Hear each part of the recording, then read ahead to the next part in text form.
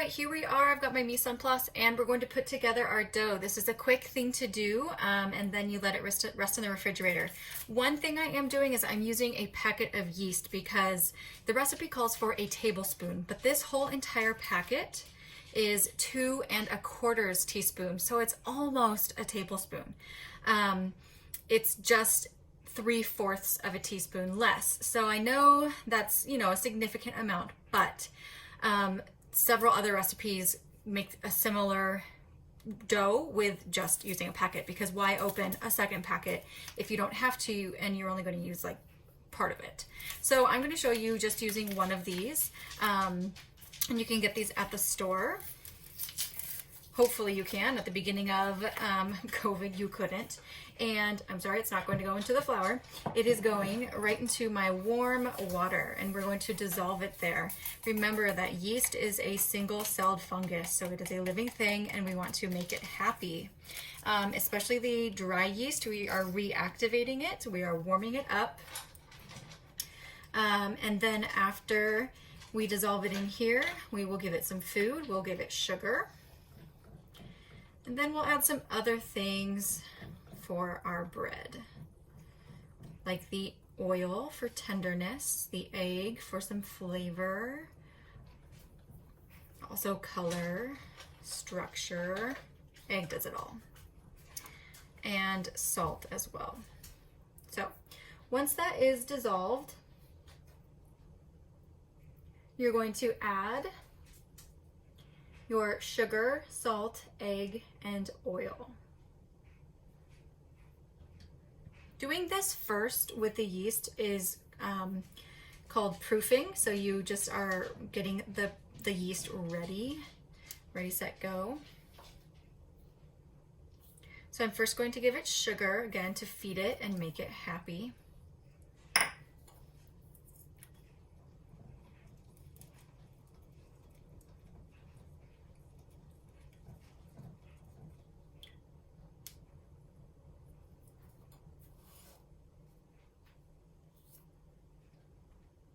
Salt,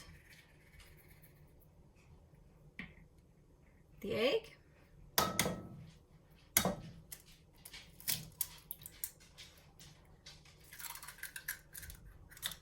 and my oil.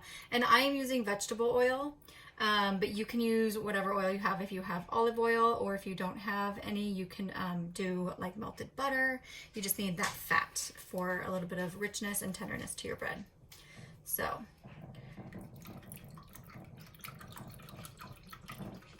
one thing I didn't mention about the water, like the recipe mentions, is that it has to be 105, between 105 and 110.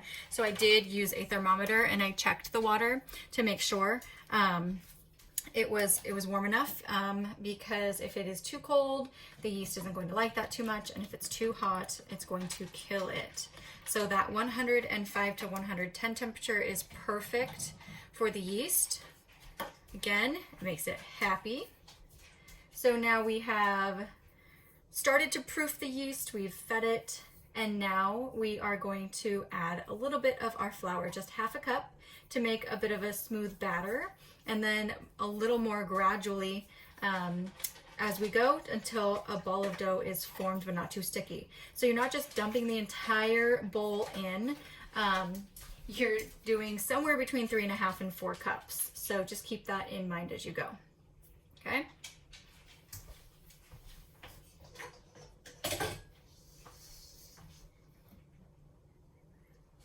So let's see, I'll do it in here. Sure, why not? So I'm gonna use my 1/4 cup that I had from before, so I don't like to get things dirty if I don't have to. There's 1/4 cup, 1/2 cup, stir that together. And again, we're looking for a batter, like consistency.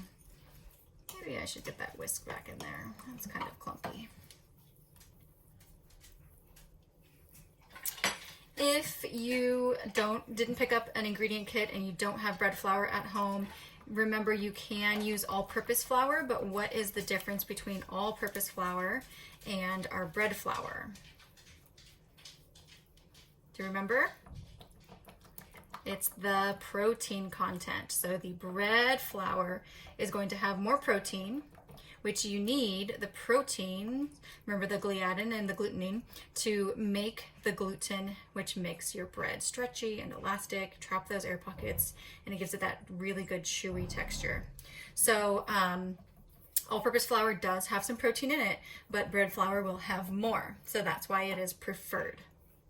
Okay, so we have our batter.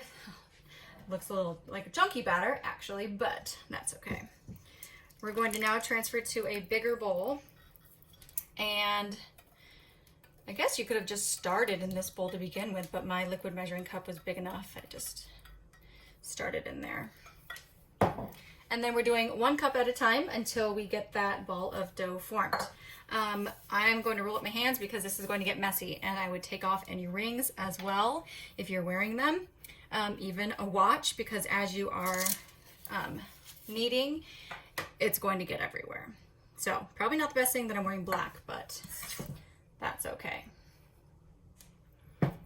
So starting with 1 cup at a time, and you can use a wooden spoon or a spatula to do this.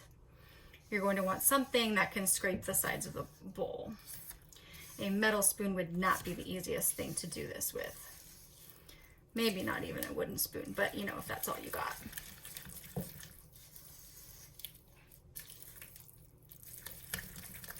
All right, so this is still batter-like. It's still really runny, so obviously we need more.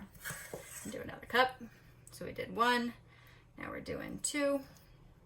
And remember, you're going to use somewhere between 3.5 and 4. You might not end up needing to use the entire 4 cups. You'll need to pay attention to your dough. Doughs really are dependent on the humidity in the air, so that can be different between the season that it is or even the part of the region that you're in, or if it's raining or not. So it also depends on how well you really measured your water.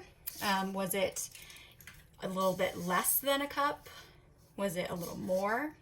Right? So that's going to change the, it's still kind of sticky there in the middle. So I'm going to go for my 3rd cup now.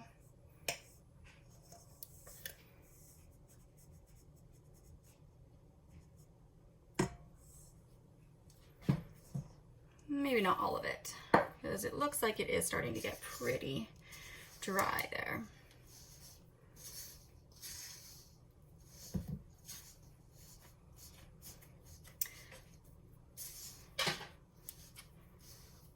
And once it starts getting thick enough and not so sticky that you feel like you can handle it with your hands without it being a super sticky mess, and it also starts getting difficult to stir with, that's when you can transfer it out onto the counter. We call this turn out. So if you see this in a recipe, turn out your dough, it really just means put your dough on the counter. Fancy way of saying that. All right, I'm ready to start kneading this dough. And it's a good idea to have your work surface floured so this dough isn't going to just stick straight to your counter. So as you always should, make sure that your counter is sanitized beforehand. I already gave this a wipe with sanitizing solution. I'm going to flour the counter, and I might need to continue flouring it as I go. It just depends on your dough. So it really requires you paying attention to whether it's sticking or not. Okay, so you're just making sure that everything that's falling out isn't getting incorporated and all the really sticky parts in the middle are getting mixed in with the loose flour. If it is too sticky and it's just covering your hands and it won't get off of your hands, like it won't stop sticking, I would suggest just starting, clean off your hands. So if you put flour on your hands and wipe them like this, it'll remove those doughy bits from your hands. and then you can start fresh. Because if you have a bunch of dough on your hands and then you're touching a sticky dough, it's like glue. You're putting glue to glue and they're just going to continue to stick to each other. So you might need to start from a blank slate at some point. If you've got too much, that really wasn't much that I had in my hands, I would have been fine, probably going a little longer, but it happens often in class, so you might notice that your hands are just completely stuck, like it's all in between your fingers. So you'd need to wipe them off and just start from a clean slate. All right, so it also might start sticking to your counter, so same thing. If you want to clean off your counter, again, flour it a little bit. And now we need to knead for 10 minutes. That's always my rule, that I go for 10 minutes. I think the recipe says 8 to 10 minutes, so your choice. But you are kneading the dough and making sure it's not sticking at the same time to either your hands or the counter. So as you are kneading, you'll see you're distributing the flour and all the other ingredients together. So some of the stickier parts in the middle are going to maybe need some more flour as they go, as it's really getting incorporated. So make sure you are folding, just sticky, and pushing, turning, folding, and pushing and turning. So just that motion. You'll find your rhythm and kind of like your style in how you, like I do this. That's just my style. It's what's comfortable, it's what feels natural to me. You'll find a rhythm with, I need to get my bench scraper out, with what works for you. So I know it would be real boring to watch me for 10 minutes knead this dough, so I'm going to push pause, knead it for 10 minutes, and then bring you back to see what it's going to look like at the end of 10 minutes. But let's look at quick at the beginning of 10 minutes what it's like. Okay, so it's still a little rough. That wasn't fair, I just put a bunch of flour on it. I guess I could do this.